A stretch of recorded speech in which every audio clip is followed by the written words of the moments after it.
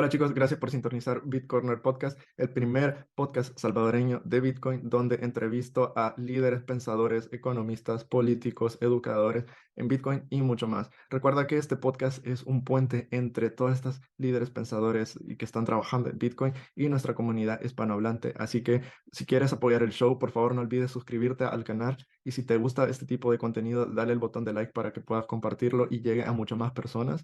Y además no olvides darle a la campanita para que no te pierdas ningún episodio y te llegue la notificación de un nuevo episodio. Además, recuerda que este podcast no te ofrece ningún tipo de consejo financiero, es nada más para educación y entretenimiento, así que antes de realizar cualquier inversión, no olvides hacer tu propia investigación y sé consciente de tu tolerancia al riesgo. ¿Ok? Es hora de hablar del primer partner del podcast, que es donde yo protejo mis Bitcoin, Blockstream. Cuando dejas tus activos digitales en un exchange o en custodia de alguien más, te expones a riesgos de terceros no deseados. A diferencia del sistema bancario tradicional, Bitcoin te permite tomar el control total de tus fondos utilizando tus propias claves privadas. Esto te permite ser soberano y esencialmente tu propio banco. Al tomar el control de tus Bitcoin, puedes evitar riesgos innecesarios de terceros. Almacenar tus Bitcoin en custodia de terceros, como los exchanges, puede exponerte a ataques de actores malintencionados, gobiernos o estafadores que lo único que quieren es apoderarse de tu dinero. El proceso de autocustodia puede parecer abrumador al principio, pero afortunadamente Blockstream Jade Wallet hace que sea súper fácil custodiar tus activos. Las billeteras de hardware son dispositivos que almacenan de forma segura las claves privadas de tus bitcoins y activos de Liquid sin conexión a Internet. Las billeteras de hardware aumentan la seguridad de tu billetera porque tus claves privadas se almacenan en un dispositivo especializado que no está siempre conectado al Internet. Como te he dicho antes, mantener tus claves almacenadas en un dispositivo en línea puede exponerte a factores adicionales de ataque, por lo que se recomienda usar una billetera de hardware al almacenar grandes cantidades de Bitcoin durante largos periodos de tiempo. Jade es una billetera de hardware no custodial para Bitcoins y Liquid que ofrece opciones de firma simple y firmas múltiples. Yo personalmente lo utilizo para almacenar mis Bitcoins, ya que me siento mucho más seguro manteniendo mis Bitcoins en una billetera fría que en una almacenada, por ejemplo, en mi teléfono. Si estás pensando en adquirir uno para ti, no olvides utilizar el código de descuento de nuestro show, BitCorner Podcast. De esta forma estarás apoyando directamente el show y además obtendrás un 10% de descuento para la compra de tu billetera fría. ¿Ok? Hora del show.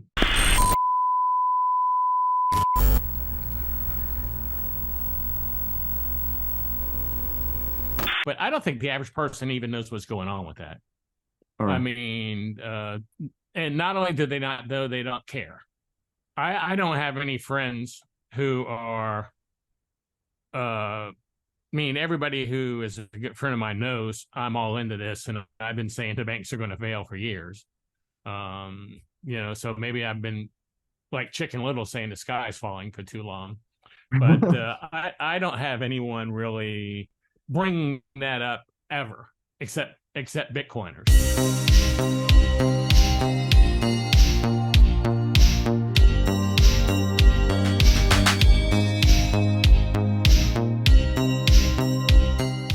Hello, guys. Welcome once again to BitCorner, the podcast for Bitcoiners from El Salvador to the world. Today, we have the pleasure to talk with Gary Leland. So thank you for being here. Thank you for your time and welcome. Yeah. I'm happy to come on the show. Definitely am. I want to get into El Salvador. Nothing else. I know I'm going down there for the halving party. So that'll be the latest I'll be getting there, hopefully.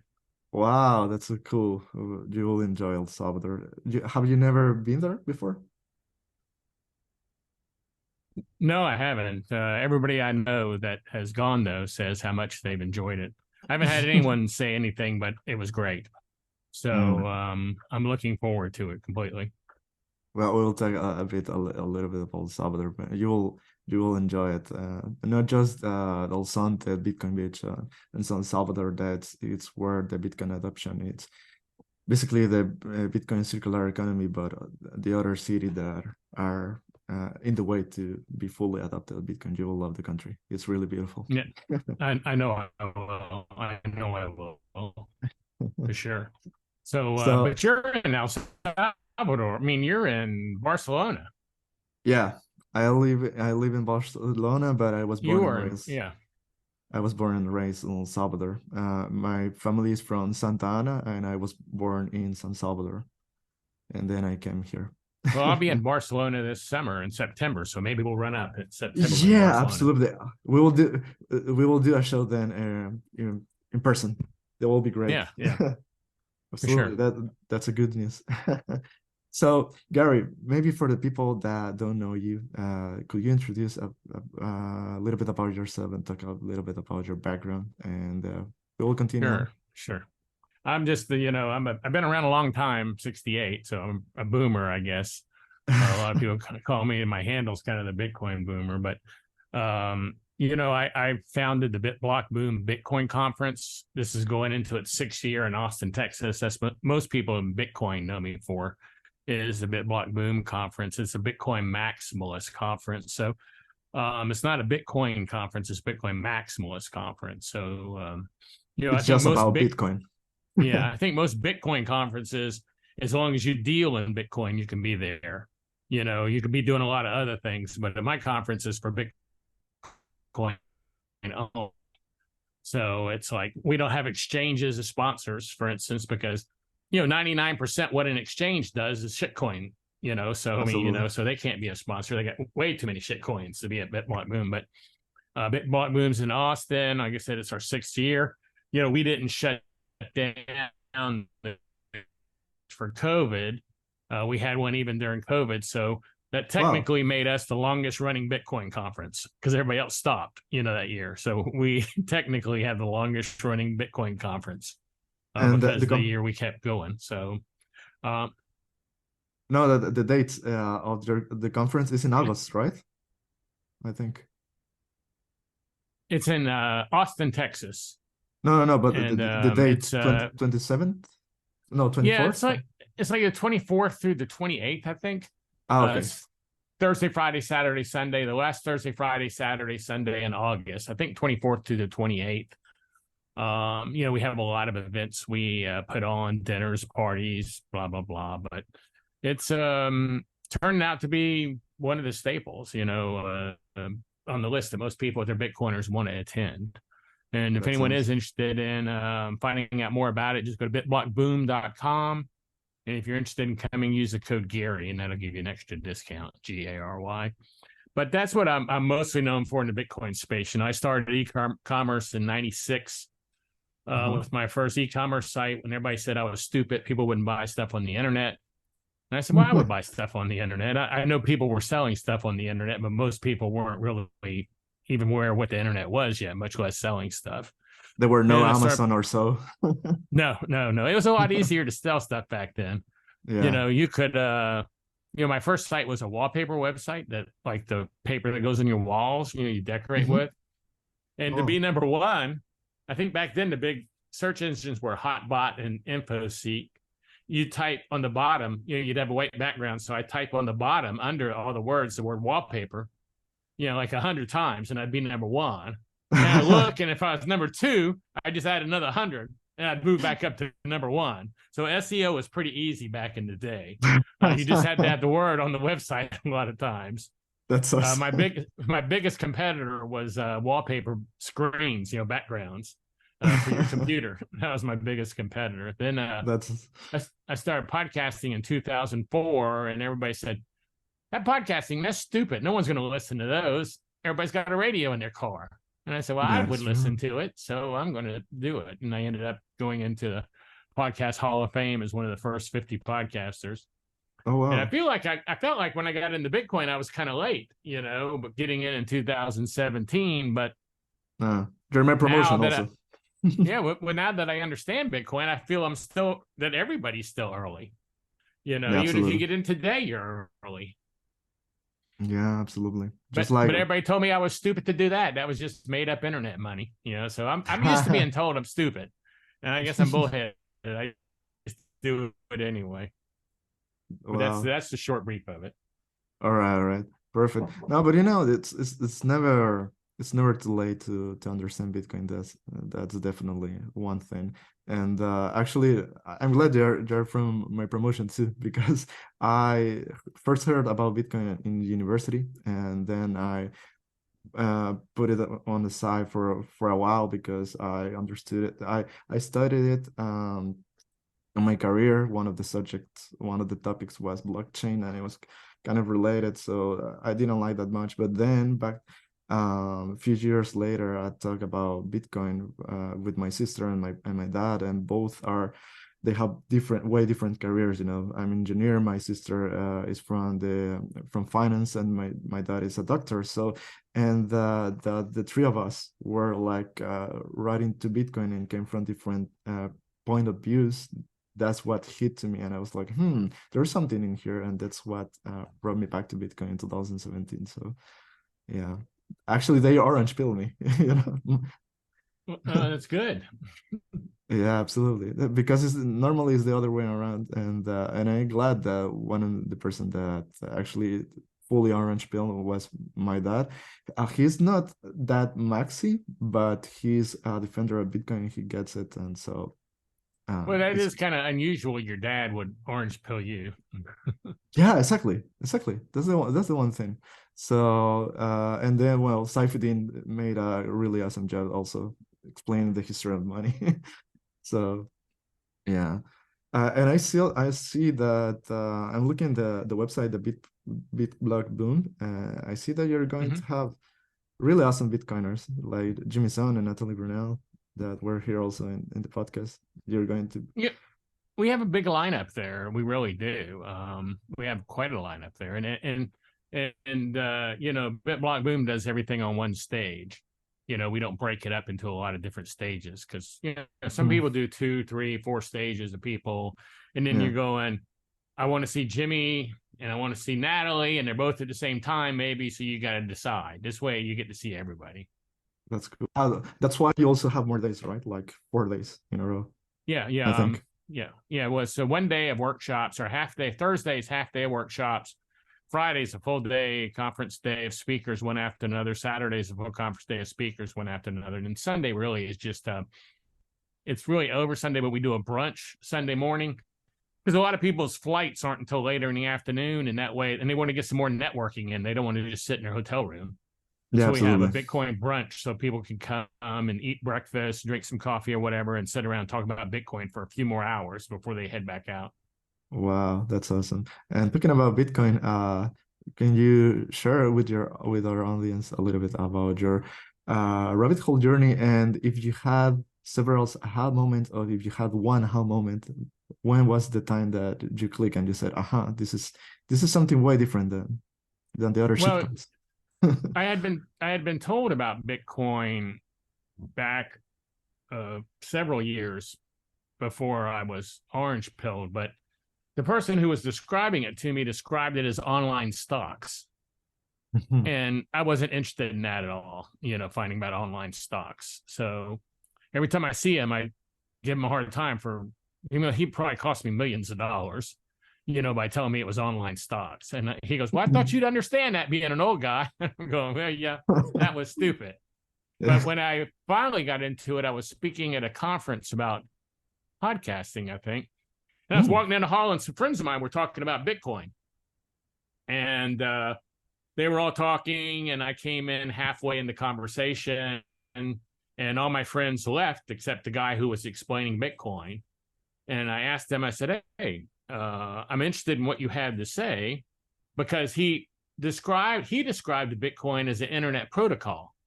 And by that time, I had started my e-commerce businesses in 96. And by that time, I had maybe 20 e-commerce websites. So I found the internet protocol interesting. So I wanted to find out more about that. He was saying it was the only internet protocol, the missing internet protocol for money. So we sat down and talked. I think it was 1 o'clock in the afternoon, and at 6 o'clock, the conference was over, and we were still sitting on the couch talking. And we left. I went home. I listened to a podcast on the way home about it. I had about an hour drive. When I got home, I called and messaged them and said, hey, are you going to be at the conference again tomorrow? And he said, yes, I am. I wasn't planning on going back, but I said, hey, can we talk about Bitcoin some more? I'll come over there if you have time. He said, sure. So I drove back over, listened to a podcast on the way there about Bitcoin. And when I got there, we sat down and talked about Bitcoin for about 2 hours. And he invited me to his house. He was mining at his house, looked at his mining machines, and he helped me buy $10 worth of Bitcoin, so I could actually do the process, help me set up an account, transfer it over to OpenDime. I still have that OpenDime with that $10 worth of Bitcoin somewhere. Oh, I know where it's at. I don't know why I say somewhere. I know where it's at. But I still have that $10 worth of Bitcoin and on that same OpenDime. But when I left that night and came back home, well, of course, I listened to another podcast about Bitcoin, and I got home and I went to, I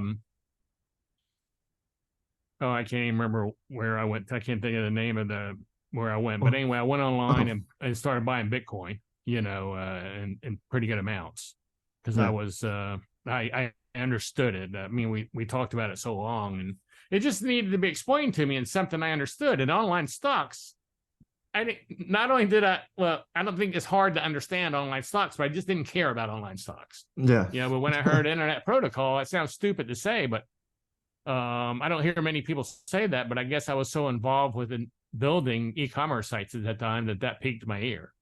Oh, okay. I was going, we're missing something for my websites. I need to find out what it is, Yeah, absolutely. That's cool. And but wow, one of the things that I love of the people that now are fully orange pilled is that they had different backgrounds, but somehow something resonates in their head and says, okay, let's find out what's going on about this topic. What is Bitcoin? And then once you start your rabbit hole journey, there's no way back, right? So you're going even deeper and deeper. So it's a long path, and sometimes lonely until you find out that basically that's the path that every Bitcoiner had, and until we build this community. And one of the questions that I want to ask you is that, since you live in Texas, I have seen. Have you seen the article in the recent couple of weeks ago, that the New York Times they were saying about the Bitcoin miners were like affecting the environment and the climate change and everything. What are your thoughts about that? Well, I think that's BS. I think there's a lot more things that are. I guess it's possible it could be affecting it, but they say there's more energy wasted with Christmas lights than there is with Bitcoin miners, and they don't serve any function at all. Where Bitcoin serves a much needed function, not just a function needed. There's no reason that a government should have a monopoly on your money. To me, Bitcoin serves a pretty strong function that's definitely needed. And in Texas is I just think. Oh, sorry. Go ahead.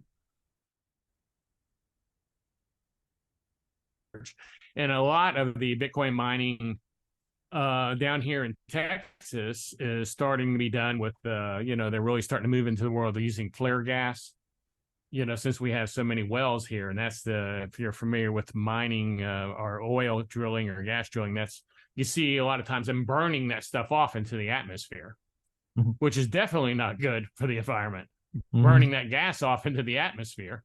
Absolutely. So if they can take that and put that in a gas generator and mine Bitcoin with it instead, well, that's actually better for the environment. So like I said, I think that's just people who either have an agenda or people who don't know what they're talking about and haven't taken the time to do their research, but they just heard it and it sounded good to them. Absolutely. I agree. And actually, I was talking with Margot Pais. She is a Bitcoiner also, and she's an engineer, a civil engineer, and we were talking about this. So they actually, she has a team that actually passed some information to the U.S. government when they were requiring this these papers that they want to research about Bitcoin, and she told me that they didn't get a response, but at least they read their research about mining Bitcoin, and you know what? She told me that in fact it's like 1% or less the impact on the climate. So as you mentioned, it's like BS. And if they made a research, it's really bad. They made it like it's total BS. Yeah, you don't have to spend, but I don't think the news, we were talking about doing your research and finding out. I don't think, and I was getting ready to say the news, but I don't think many people do their research anymore. I think people just see a tweet or see a post and they go, oh yeah, that sounds right. I know that guy knows what he's talking about. And they post it, and then someone else sees them post it and they post it. And before long, you got thousands of people posting something that makes no sense. If you've done the research, you realize it makes no sense. So in today's times, not only are we short on our capacity to use long-form media, we're short on our capacity to do long-term research. We just don't care to do it anymore. People don't care to do it anymore. They just want to see what they can get some posts to get some clicks, get some followers. Absolutely. And I have a question, because I was thinking that normally and usually, I was thinking about my orange pilling, and you mentioned that it's really curious that my dad orange pilled me, but I'm going to ask you because I think you're the right person to ask. But what do boomers, as you mentioned, need to know about Bitcoin? If they are curious, imagine that they don't know anything about Bitcoin, that they just heard about Bitcoin. So first, what they need to know, and if they're curious, how do you recommend or any advice to start this journey, this rabbit hole journey? Well, I get asked this a lot, I guess, because I'm a boomer, and that's the number one reason, which makes a lot of sense. The thing is, the older people get, let's just face it, this is a fact. I found this out, and I realized this when I was young, and nothing's changed, and it won't change 50 years from now. When people get old, they just don't want to change. They don't. They're used to doing something. It's ingrained in them. Yeah, sure, there are some people that don't mind changing. Like, I don't mind change, obviously. That's why I'm into Bitcoin, and I have been into new technology as fast as I could. I don't know if we call it technology, but I've tried to move with the times. But many people don't want to change at all, especially once you get old. You kind of get set in your ways, and you don't want to change your habits. You don't want to change your time unless you're forced to. So that's just a natural progression of life. It happened to my parents, happened to me. It'll happen to you. It'll happen to your kids. As they get old, they'll go, I'm set in my ways. And let's face it, boomers are set in their ways. They've been making money and saving money a certain way for many years now, and it's hard for them to justify the fact on changing it for something that they're not familiar with.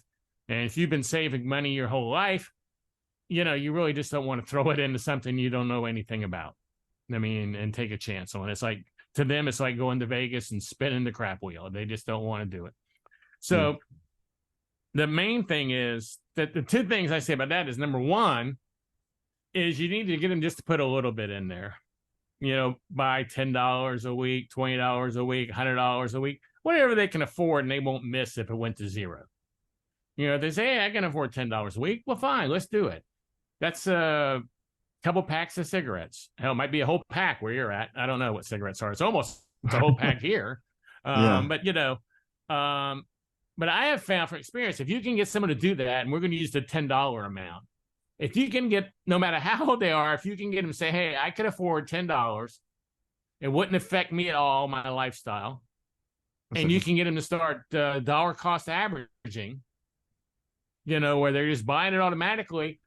It really gets them some skin in the game. And that's what's real important, is that skin in the game. Because once they have some skin in the game, and they're not worried about losing that now, so they don't mind doing it. But once they get some skin in the game, they start watching it, because they're doing it every week. One time is not enough to buy it once. that won't work because they'll just do it and forget about it and let it sit there. But if they're getting it every week, they get an email or a message. They just bought $10 worth. So they look at it and say, well, I wonder how that's doing. And a month from now, they go, oh, I wonder how that's doing. And before you know long, they look at it and they go, oh my gosh, this is going up a lot. So they start really trying to learn about it because they've seen it in action. And then the next thing you know, they're calling you up going, hey, I just bought $5,000 worth, because I see what's going on here. And I think I need to get some skin in the game.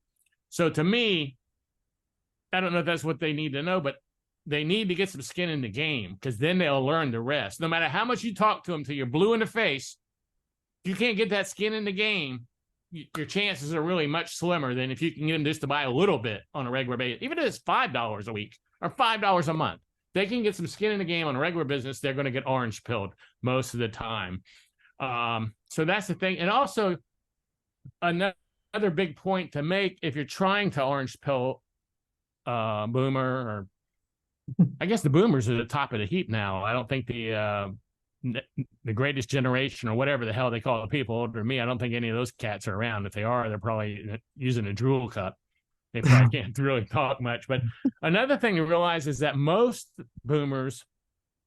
majority of boomers are real concerned with leaving money to their kids and grandkids. They really are. I know a ton of people who have a lot of money that live almost like paupers because they're saving everything for their kids who don't need it. And their kids are doing fine without them. They should be spending that money and enjoying the last 10 or 20 years of their life. But instead, they're living like paupers because they want to leave their house and all this money to their kids, whatever they have. So if you can approach them on the fact that put a bit in there and they're putting it in there for their grandkids, because let's face it, it's probably the odds of Bitcoin getting to $1 million during their lifetime, if they're 70, is kind of not really there. Most of them are starting to conk off at 70.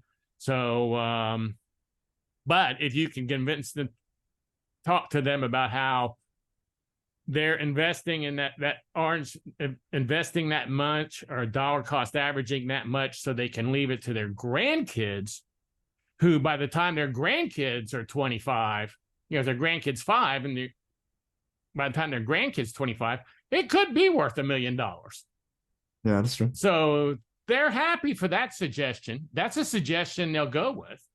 So, like I said, get them some skin in the game, convince them it's for their grandkids, not them, and you got an excellent chance of getting them to move on that. All right. All right.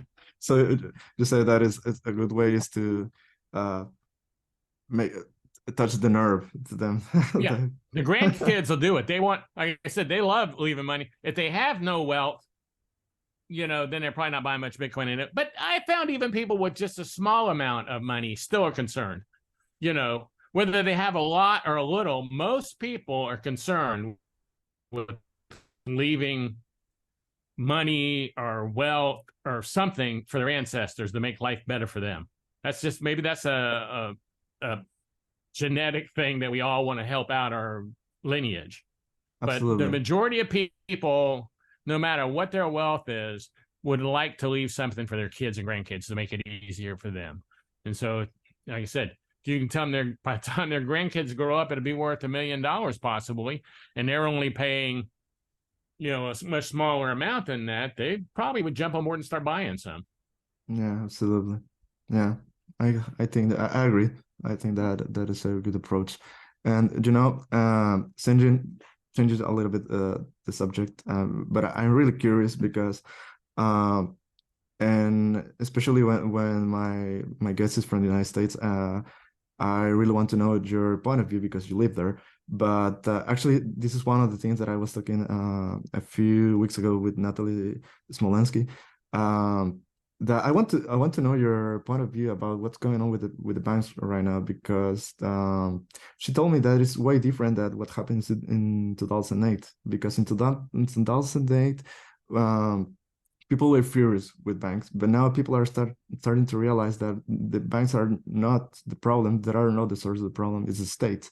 So what are your thoughts? Because I'm talking about, for example, what happened with SBB and the other banks that went bankruptcy. Yeah. I don't think, personally, I could be wrong, but I don't think the average person even knows what's going on with that. All right. I mean, and not only do they not know, they don't care. I don't have any friends who are, I mean, everybody who is a good friend of mine knows I'm all into this, and I've been saying the banks are going to fail for years. So maybe I've been like Chicken Little saying the sky is falling for too long. But I don't have anyone really bringing that up ever, except Bitcoiners. And we, as Bitcoiners, are more aware of what's going on. I mean, let's face it, once you become a Bitcoiner, you learn things about money you never knew. I mean, you never knew what money was. You thought you knew because you have some money, you spend money, you make money. So you thought you knew what money was. But once you become a Bitcoiner, I don't think anyone can really become a Bitcoiner and not go down that rabbit hole and start discovering money. And you start listening to podcasts about money or reading books about money or when you're watching the news that they bring up something about money, you look and pay more attention. I truly don't believe most of my friends have any idea what's going on with money. They have no idea what's going on with these banks. They see some banks fail. It doesn't affect them. And, the FDIC is insuring everybody's money in the banks. I mean, they're going to run out of that soon because they don't have enough to insure everybody's money at every bank. Now we have another bank. I think they announced yesterday another bank is in trouble here. Really? But yeah, there's another bank. I can't remember the name of it. I saw it last night on one of the YouTube shows I watched. There's another bank that's in trouble right now. Their stock dropped to like maybe 30% or something yesterday. A large percentage. Don't hold me to the amount. I can't. If I heard the name, I would know the bank, but it was not a bank I was familiar with. Let me put it that way. But there's getting ready to be another bank, from what I understand. So, but I guarantee you, if I call 10 of my friends right now, not even just my age, just 10 people I know right now in my neighborhood will say, hey, can you name any bank that's going out of business this year? I don't know. Did some go out of business? I mean, they're not even going to be aware. So it's I think it's a lot worse than it was, our past time we had the banking crisis. It was PacWest Bank, maybe, or not? What was it? PacWest Bank or First Republic Bank? Well, First Republic Bank was a while ago. I think it's PacWest or something. It's the new one. Yeah. First Republic was a few weeks ago. All right. I see it. Yeah. But anytime banks are going under, I mean, that's just not a good sign. I remember I went to my bank during the last crisis. Bank of America is where I banked. And I went up there, I had a safety deposit box. And I decided to get stuff out of my safety deposit box because I didn't want to get locked up in there if something happened. And my bank was closed, and it had a sign on the door. It said, "We're closed. Call us if you need to get in your safety deposit box, and we'll set up a time." And I called them, and it took them 2 weeks to call me back. So I had my passport set, for instance. What if I was planning my trip to Barcelona, and like two or three days before I fly, I decided to go get my passport? Absolutely. And the bank's locked up for 2 weeks. Wow. Well, I've lost all my money on my flights. They're not refundable, probably. I lost my vacation. I'm not going to be able to go. Probably had non-refundable money in hotels or something, all because I can't get to it. But I think it took me 2 weeks to get into the bank, to just get in I wasn't even trying to get money out. I just wanted to get my stuff out of my safety deposit box. So not only did I have my passports in there, I had my wallets in there. I had a bunch of stuff in there I wanted to get. So needless to say, after that time, I don't use safety deposit boxes anymore. So all right. I don't even think they're safe because I've already run into it. They're not safe. Yeah. Because when are you going to need that stuff in there? If you're keeping like your seed phrase in there or your wallets in there, when are you going to need it? You're going to need it during a crisis. Exactly. You're not going to be able to get in there. Exactly. That's the point. Yeah. Yeah. So I think we have a much bigger thing going on this time, though, than All we right. did last time, because we've already had this year, I think, the second and third largest bank failures ever. I mean, the biggest one was during the last crisis, but this year we've already had the second and the third. I mean, it's pretty good, but no one seems to care. Everybody's just moving around like nothing's happening. Oh my God. Is that the way it But is in Barcelona? Is everybody just acting like there's nothing wrong?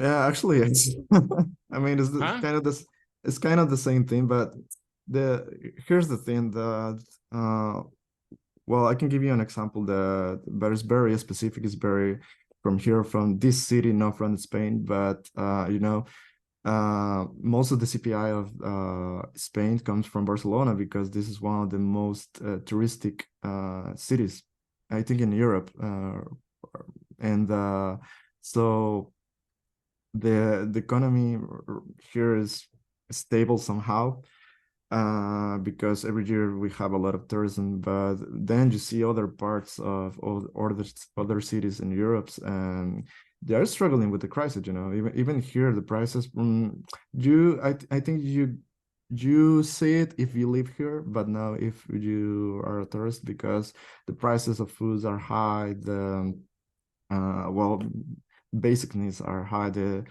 our houses are really high, the rent, so um but Everything's high. Everything's high everywhere. yeah, I mean, absolutely. everything's high. I don't know how people rent houses and stuff anymore, to be honest with you. There's a girl down the street that used to work for me. She told me about her apartment. It's just an okay apartment, not a great apartment. So okay apartment, 2-bedroom apartment.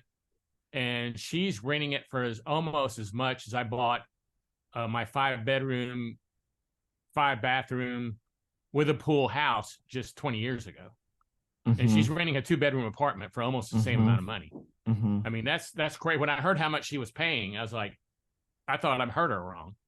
Yeah, the I apartments are mean, expensive, like really yeah, expensive. very expensive. And Mm. you don't have to be living in a big city for them to be expensive. Because where No. I'm at here is not is 200,000 people, and it's still expensive. It's not like 1 million or 2 million people like New York, or I don't know how big Barcelona is, but it seems like a big city to me. Yeah, it is. But New York you is don't have, more is bigger, but yeah. yeah, Yeah, I and feel sorry for people. I feel sorry for people trying to like start out nowadays. I yeah, mean, yeah. yeah, Maybe us yeah. That's... boomers ruined it all for everybody. I don't know. I didn't have much to do with it if I did. But I'm washing my hands.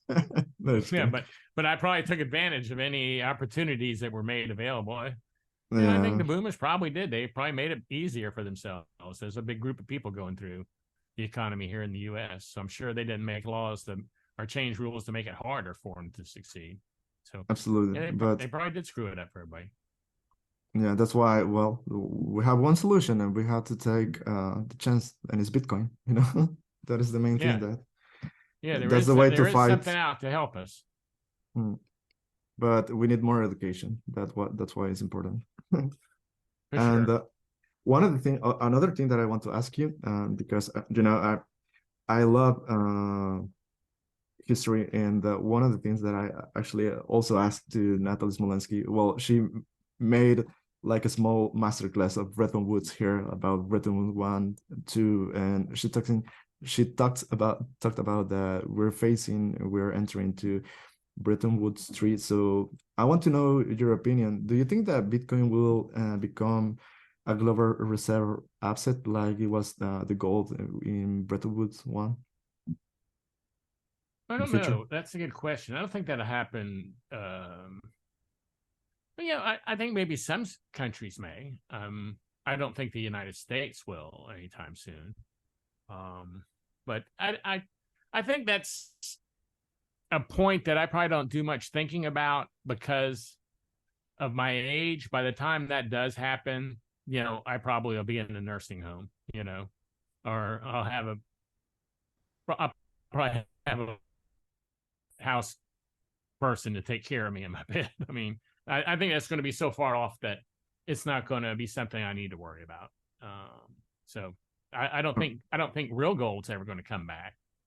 Okay, so I gonna rephrase the question. So what do you think the United States as a government, what do you think is going to be the solution for what's going on right now? What do you think is going to be their proposal as a solution? Or there's well, no I think solution? well, they have this, digital currency coming out. CBDCs. My question is on that. Maybe you can answer it for me. Okay, let's say within the next year that comes out, and they do away with regular currency and say, hey, you got to cash in your money and start using the digital currency. What happens to the rest of the world that uses the dollars? Do they all have to use? Do they all have to use it too? The Because dollar. there's nowhere in the world you go that you can't spend dollars. I mean, I can go to Barcelona right now, and there's somebody who's going to take my dollars, and they're going to say, hey, that dollar's worth this many euros, and they're going to take my dollars. So when that happens, is the rest of the world, are they still using currency, paper money, but we only in the United States are using it, or is it everywhere? I don't know. I don't know the answer to that. But do you mean the paper money or Yes. or Yes. Yeah, when they go to that, will the rest of the world have to get a Fed coin wallet on their phone to spend their money?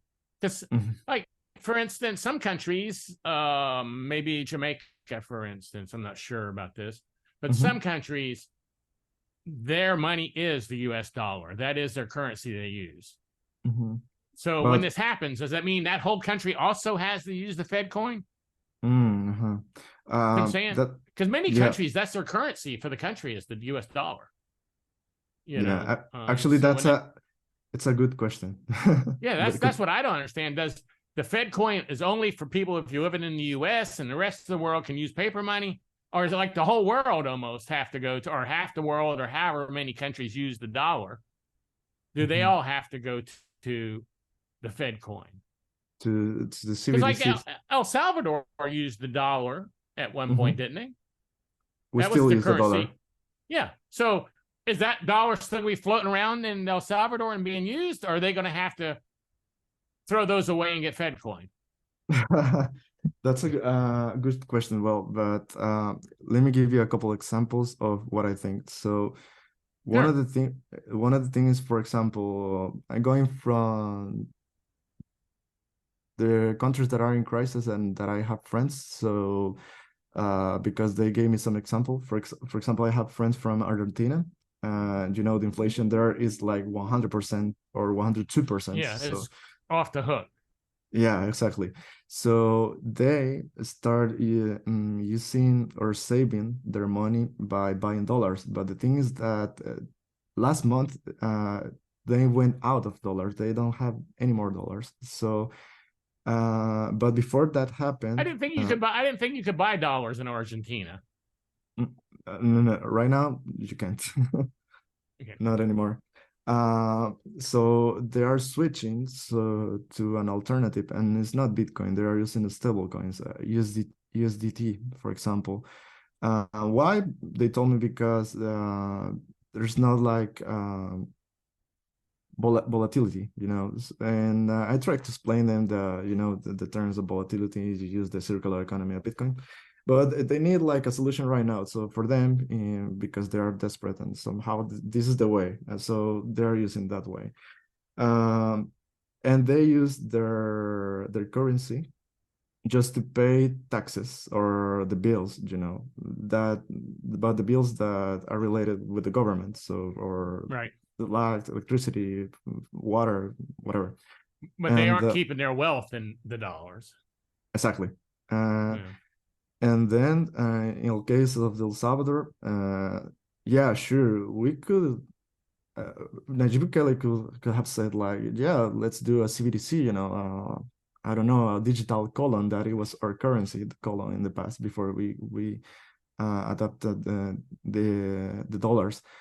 But that's why he implemented Bitcoin, because he saw in El Sonte that there was, I don't know if you know the story of El Sonte, but yeah, I think I do.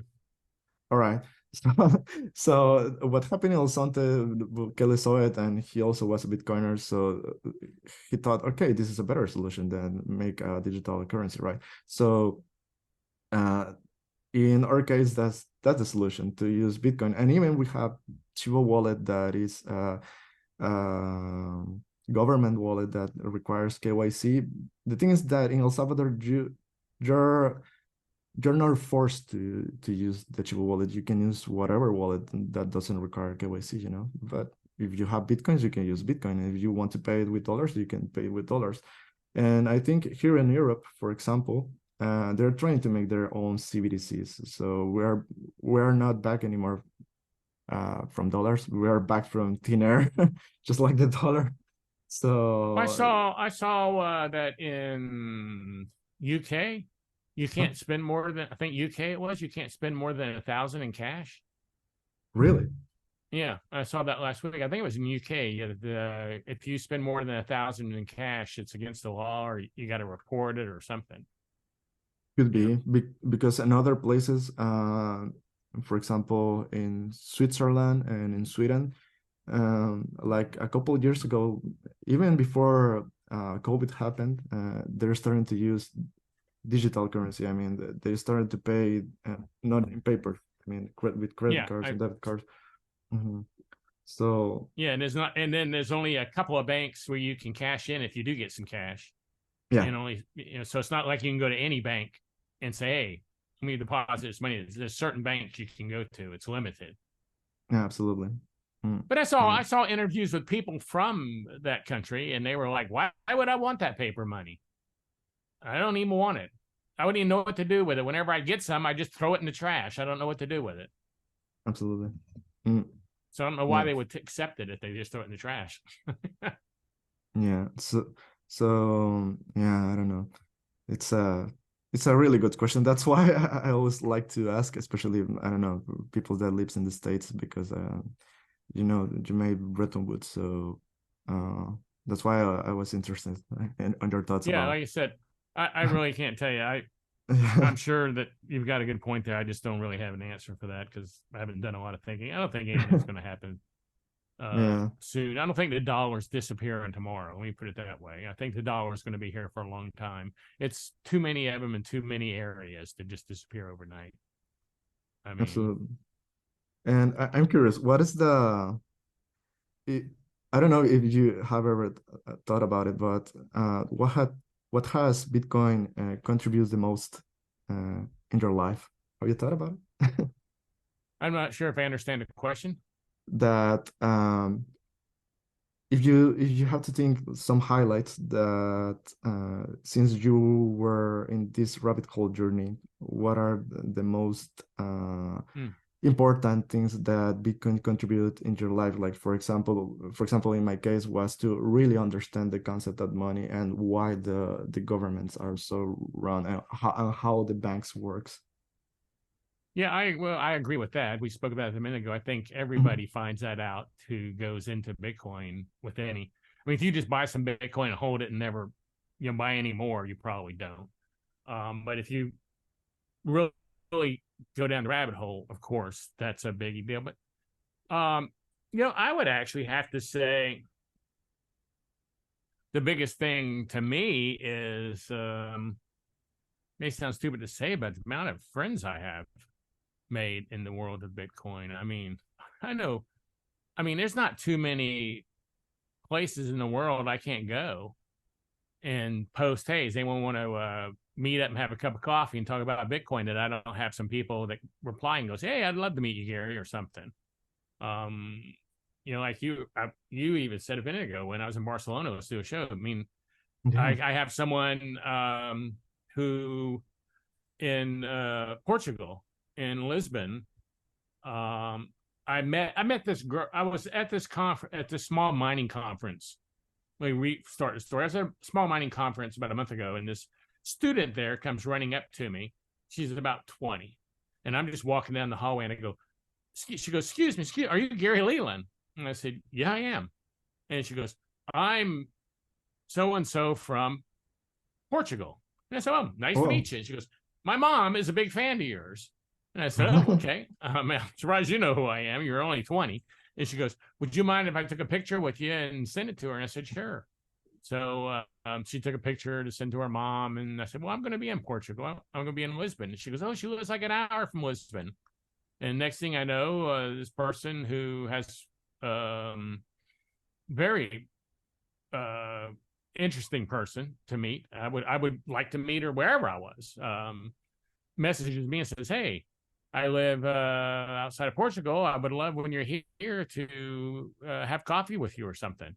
I said, sure. So, I'm going to be in Portugal like 4 days, and I already have a Bitcoiner I'm having coffee with. And she told me about her town. I had never been there before. And so I looked it up, and I was like, wow, this looks like a great place to go.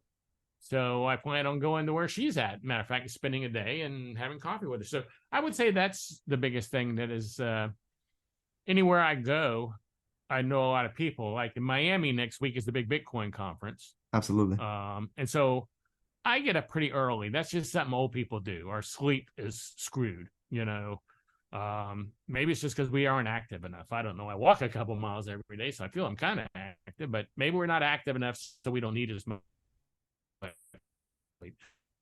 early every morning.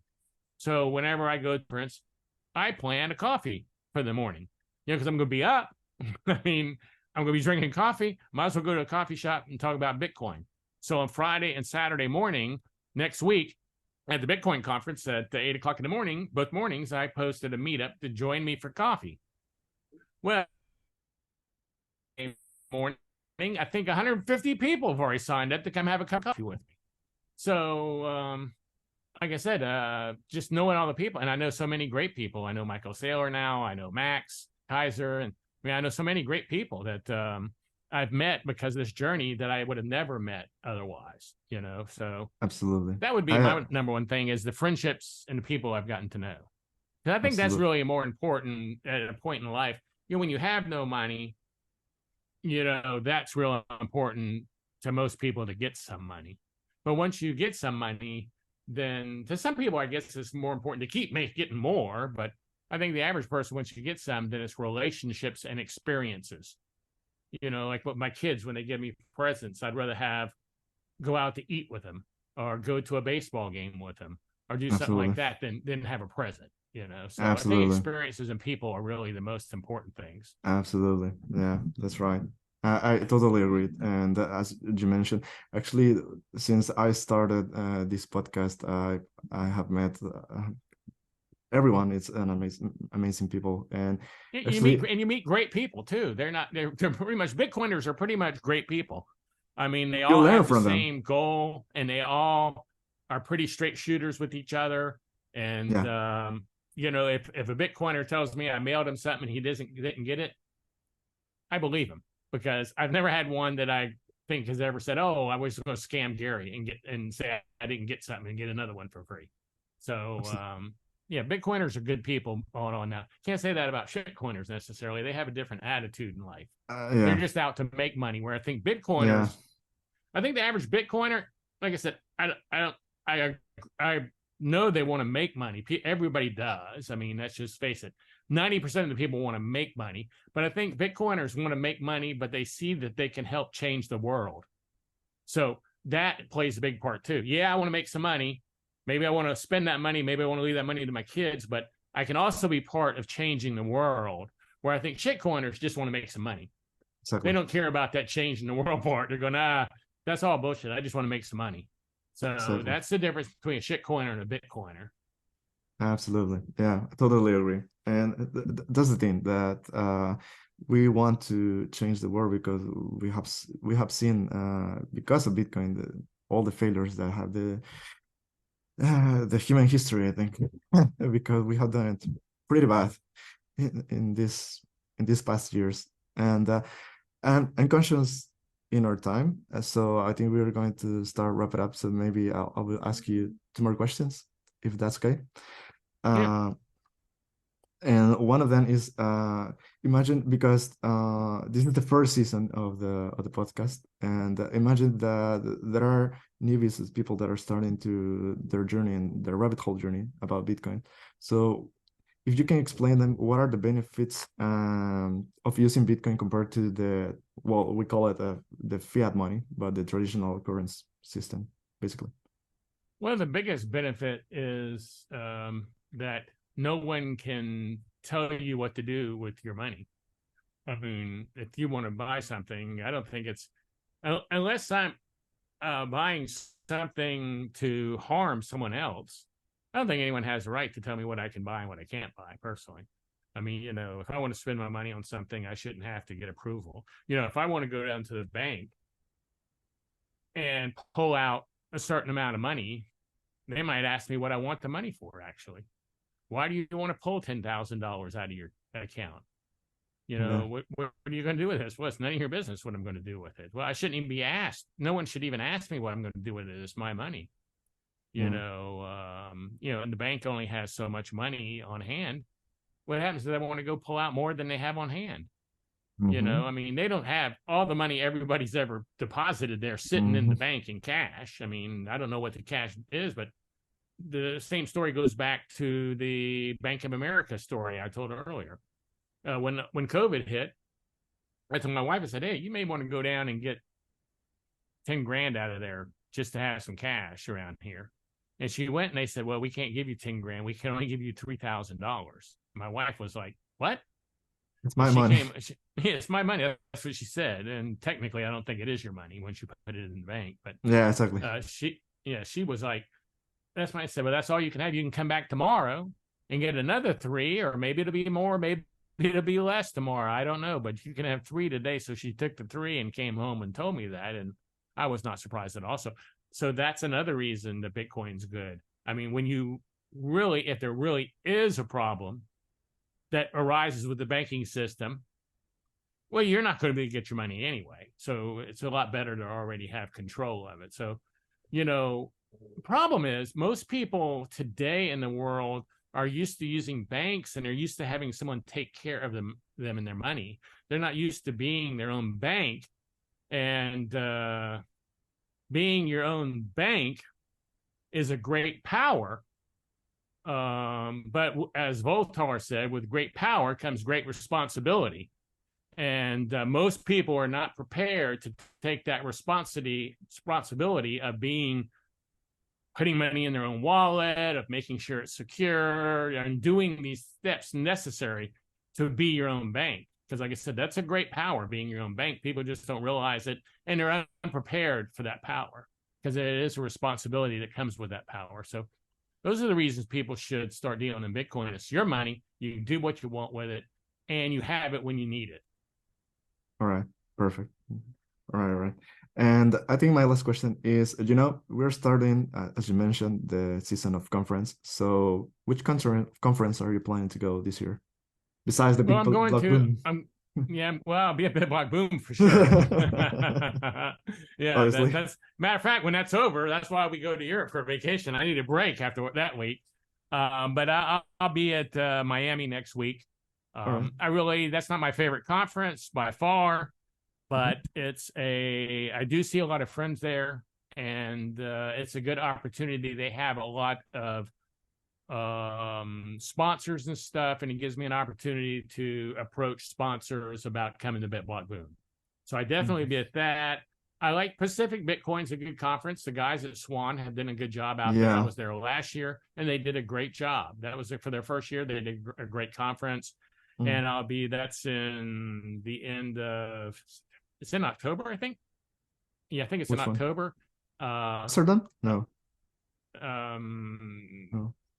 Pacific Bitcoin. Pacific Bitcoin. Yeah. I think it's in October. It's September or October. I think it's October. Let me check really quick. It's October 5 and 6. Okay. So I'll be at that. And also I'll be at Unconfiscatable in Vegas. Tone Base put that on, and I think that's maybe the first week of December. Not sure about that, but that's the ones I plan to hear. I told Max, I was trying to get Kaiser to come to BitBlock Boom and speak, and he said he'd come to BitBlock Boom if I came to his conference, but I don't think he's had a conference yet. So unless he has a conference, if he has a conference, I'll go to that. I'll throw that in, and I'll go to El Salvador so I can get his butt over to BitBlock Boom. So, exactly. But I don't know if he's had it set up yet. Well, I think he will go to Adopting Bitcoin. That is the conference that is currently in El Salvador, and I hopefully, Well, he I told me hopefully, he would come to my conference if I came to his, and that's not his, so I'm not counting that as his conference. So I yeah, don't know that's if he true. has something in the works or what's going on. But if he has, I bet that is going to be a good one, and I want to go there. Yeah, It will be agreed. good. Yeah, it will be good. Okay, Gary, thank you for your time, and let me know when you Oh, I come to enjoyed it. Barcelona. I love it Oh, I too. will. Yeah, Yeah, we'll like I have. said, it'll be September for sure. All But right, yeah, I'll touch base with you. I'll try to touch base with you and let you know when I'm there. Because I think September I'm is. there for 5 Uh-huh. days, maybe. All right, right. And September is it's a good weather because we're almost starting summer and the heat is really high, like 40 degrees Celsius. September is a good time to travel because school's going on and there's no kids anywhere. That's Yeah, true. they're all in school, so it's always a good time to travel. That's true. That's true. All right, Gary. I wish you a very good day and also a success on your BitBlock Boom conference. And I hope to see you here in Europe soon. And Sounds go good. to El Thanks for Salvador. having me. Go to El Salvador. You Yeah, know. I definitely, like I said, I'm definitely going down there for the having party next All year. right, So I'll be there for that, if nothing else. perfect. And try pupusas. That's my my advice. Okay, All right, Gary. sounds Have a good. nice day.